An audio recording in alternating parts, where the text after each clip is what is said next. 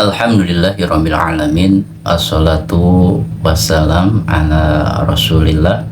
Rabbi shrahli sadri wa yassirli amri wahlul 'uqdata min lisani yafqahu qauli. Sahabat jiwa yang berbahagia, pada episode sebelumnya kita sudah membahas tentang asal muasal manusia, bahwa manusia yang beraneka ragam dan beraneka corak ini lahir dari satu keturunan setelah banjir besar yang melanda dunia ini pada zaman Nabi Nuh sebagai bentuk teguran dan azab bagi mereka yang tidak mau tunduk kepada Allah, yang mereka ingkar kepada Allah. Maka keturunan umat manusia bermuara kepada keturunan Nabi Nuh alaihissalam, yaitu dari 3 anaknya, Sam, Ham, dan Yafid. Sam ini akan menjadi nenek moyang dari lahirnya generasi-generasi dan bangsa-bangsa Arab, Ibrani, Arkam, dan Akadia yang merupakan masyarakat Babilonia. Dan dari Ham akan lahirlah mereka bangsa-bangsa Afrika, Mesir kuno, dan lain sebagainya. Dan yang ketiga adalah anak yang ketiga, Yafid. Dari sinilah menjadi nenek moyang dari lahirnya bangsa-bangsa Eropa dan juga Asia Utara dan Timur. Nah, pada episode sekarang kita akan mengurai tentang bangsa Arab secara spesifik. Nah, bangsa Arab ini, bangsa Arab terbagi menjadi 3 macam, yaitu Arab Ba'idah, yang kedua Arab Aribah, dan yang ketiga adalah Arab Musta'ribah. Oke, mari kita urai satu persatu. Yang pertama, Arab Ba'idah. Ini adalah Arab yang paling tua, yang paling purba katakan, karena Arab Ba'idah ini adalah Arab yang paling tua, dan ternyata dari segi penerusan dalam keturunannya tidak berlanjut, sehingga para pakar sejarah tidak bisa mengurai secara rinci dan detail tentang Arab Ba'idah ini. Di antara Arab Ba'idah ini yang sudah punah, yang mereka terhenti regenerasi keturunannya, itu adalah Ad dan Samud. Kita hanya tahu tentang kaum Ad dan Samud itu hanya sebatas informasi dari Al-Quran. Mari kita simak firman Allah Subhanahu wa Ta'ala yang menggambarkan kaum Ad dan Samud yang merupakan bangsa Arab tertua di muka bumi ini. Allah Subhanahu wa Ta'ala berfirman dalam surat Ibrahim ayat 9. A'udzu billahi minasyaitonir rajim. Alam ya'tikum naba'ul ladzina min qablikum qaumi Nuhin wa 'adin wa thamuda walladzina min ba'dihim la ya'lamuhum illallah ja'athum rusuluhum bil bayyinati faraddu aydiyahum fi afwahihim wa qalu inna kafarna bima ursiltum bihi wa inna lafi syakkin mimma tad'unana ilaihi murib. Alam ya'tikum, apakah belum datang kepada kalian berita tentang orang-orang yang terdahulu sebelum kalian, yaitu kaum Nuh, Ad, dan Samud, dan juga orang-orang yang setelah mereka. Tidak ada informasi tentang mereka. La ya'lamuhum illallah. Tidak ada yang mengetahui lebih detail tentang mereka kecuali Allah Subhanahu wa Ta'ala. Maka dari firman inilah kita dapat mengambil sebuah kesimpulan bahwa kaum Ad dan Samud ini adalah bangsa Arab yang terdahulu yang sudah terputus generasinya sehingga tidak bisa dilacak. Nah, selanjutnya para rasul telah datang kepada mereka dengan membawa bukti-bukti yang nyata, tetapi mereka memasukkan tangannya ke dalam mulutnya karena marah dan keheranan dan berkata, sesungguhnya kami mengingkari apa yang kamu diutus untuk menyampaikan, dan sesungguhnya kami benar-benar dalam keraguan yang membingungkan terhadap apa yang kamu serukan kepada kami. Nah, ini menjadi indikator bahwa mereka adalah kaum yang tidak mau beriman kepada Allah, padahal rasul-rasul yang Allah utus kepada mereka membawa bukti-bukti yang nyata. Nah, selanjutnya dalam surat Al-Fajr, Allah juga menyinggung tentang kaum atau bangsa Arab yang paling tertua ini, yaitu kaum Ad dan Samud. Dalam surat Al-Fajr ayat 6-8 Allah berfirman, Alam taro kaifa fa'ala rabbuka bi'ad irama datil imad allati lam yuhlaq mithluha fil bilad.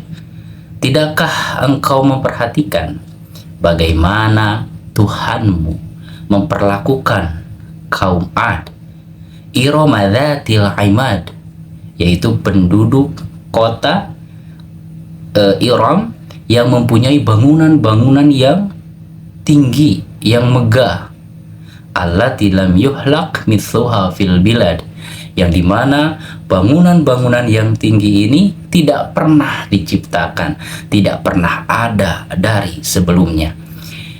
Iram di sini adalah kota yang menjadi kebanggaan kaum Ad pada saat itu, yang dimana kota yang menjadi ikon peradaban mereka, yang dimana mereka membangun bangunan-bangunan yang tinggi dan megah.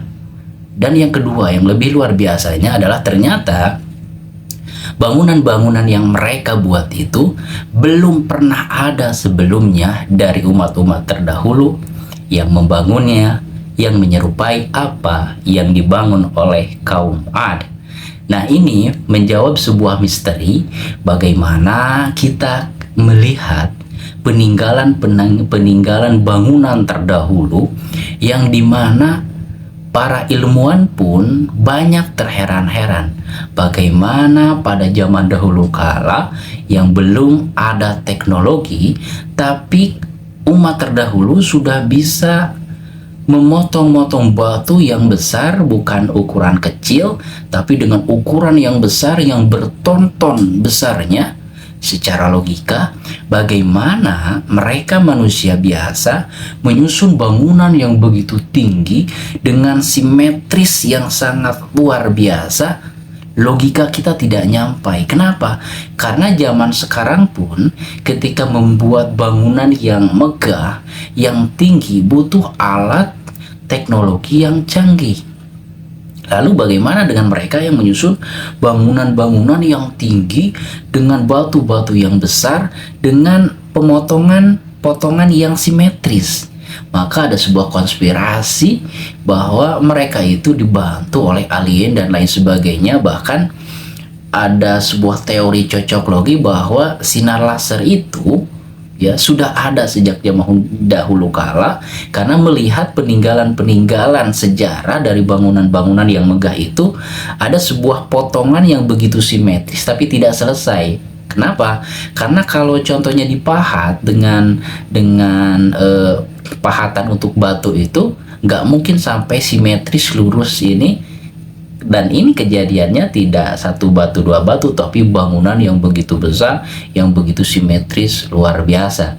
Nah, inilah kalau kita melihatnya dari kacamata keimanan kita terhadap Al-Quran, bagaimana di sini Allah memberikan sebuah petunjuk, allati lam yuhlaq mithluha fil bilad, yang dimana bangunan-bangunan yang menjadi ikon dan juga menjadi kesombongan kaum Ad ini belum diciptakan, belum dilahirkan dan dibangun oleh generasi-generasi sebelumnya.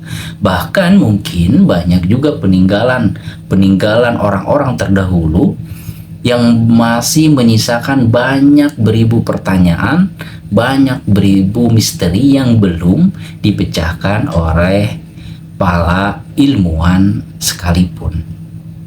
Nah, itu gambaran tentang Arab Ba'idah, Arab yang sangat jauh umurnya ya, dan juga sudah terputus generasinya dan tidak bisa dilacak secara detail oleh para sejarawan. Dan yang kedua adalah Arab Aribah. Nah, Arab Aribah ini adalah Arab asli. Dia menggunakan bahasa kesehariannya itu menggunakan bahasa Arab, dan juga mereka tinggal di Jazirah Arab, yaitu di Yaman, yang notabene pada saat itu Yaman salah satu wilayah yang memang subur dan makmur. Nah, Arab Aribah ini mempunyai silsilah yang nanti itu nenek moyangnya adalah Ya'rub bin Yasjub bin Qattan, ya, maka disebut istilah lainnya dari Arab Aribah yaitu Arab Qattaniyah, karena yang menjadi nenek moyangnya, yang menjadi sumber silsilah dari Arab yang tinggal di Yaman ini yang disebut Arab Aribah, yaitu bermuara kepada seorang tokoh Ya'rub bin Yasjub bin Qattan, maka disebut juga Arab Qattaniyah. Nah, nanti kita akan bahas bagaimana ternyata Arab Aribah ini nanti melahirkan dua kabilah besar, yaitu kabilah Himyar dan Kahlan. Nah, yang Kahlan ini nanti akan dia berekspansi atau hijrah ke berbagai pelosok Jazirah Arab, diantaranya adalah Najd, Irak, dan Syam. Nah, nanti dari Arab Aribah ini ada juga yang mereka hijrah ya, dari kabilah Kahlan ini nanti ada salah satu suku yaitu Jurhum yang akan pindah ke Mekah. Nah, nanti akan terciptalah sebuah istilah baru untuk salah satu jenis dari bangsa Arab, yaitu jenis yang ketiga, yaitu Arab Musta'ribah. Siapa sih Arab Musta'ribah ini? Arab Musta'ribah ini pada dasarnya itu adalah bukan orang Arab asli, tetapi menjadi Arab dalam proses ta'arub. Itu proses pengaraban, baik dengan menggunakan bahasa Arab. Jadi asalnya itu bahasanya bukan Arab, karena ada percampuran budaya, ada interaksi, ada pernikahan dan lain sebagainya, sehingga menggunakan bahasa ibu pertiwinya itu bukan bahasa yang lain yang sebelumnya, tetapi bahasa Arab, dan juga mengadopsi budaya-budaya Arab. Maka lahirlah istilah yang ketiga, yaitu Arab Musta'ribah. Nah, contoh realnya Arab Musta'ribah ini adalah Nabi Ismail alaihissalam. Nabi Ismail itu sebelum ditempatkan di lembah yang akan menjadi kota Makkah, itu bukan bahasa Arab yang digunakan dengan Siti Hajar. Nah, seiring berjalannya waktu, Siti Hajar dan Ismail ini tinggal di lembah Mekah karena Allah sudah menganugerahkan satu sumber kehidupan yang paling utama, yaitu air.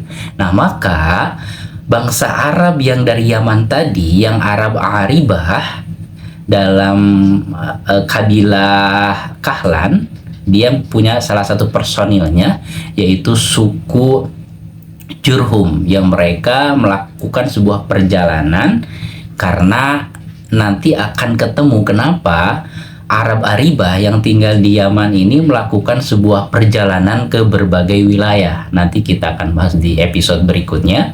Nah, secara singkat cerita, Arab Jurhum ini dia hijrah dari Yaman, dan ketika bertemu dengan Hajar di lembah Ka'bah, ternyata ada sumber kehidupan, yaitu air.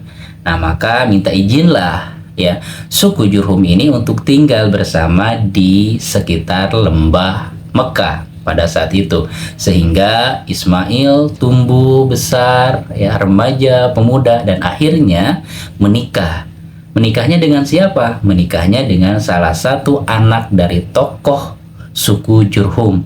Menikahlah beliau, dan setelah menikah maka melahirkan keturunan. Nah, Nabi Ismail dan Siti Hajar pun ya menggunakan bahasa yang mayoritas tinggal di sana, yaitu masyarakat Jurhum yang suku Arab asli yang termasuk ke dalam Arab Aribah, sehingga terjadilah proses ta'arub atau pengaraban, Arabisasi, karena suku aslinya bukan Arab tapi menggunakan bahasa Arab karena hidup bersama dan menyerap budaya-budaya Arab. Maka lahirlah Arab Musta'ribah. Nah, maka nanti dari keturunan Nabi Ismail ini akan melahirkan keturunan-keturunan yang akhirnya sampai kepada Nabi Muhammad Sallallahu Alaihi Wasallam.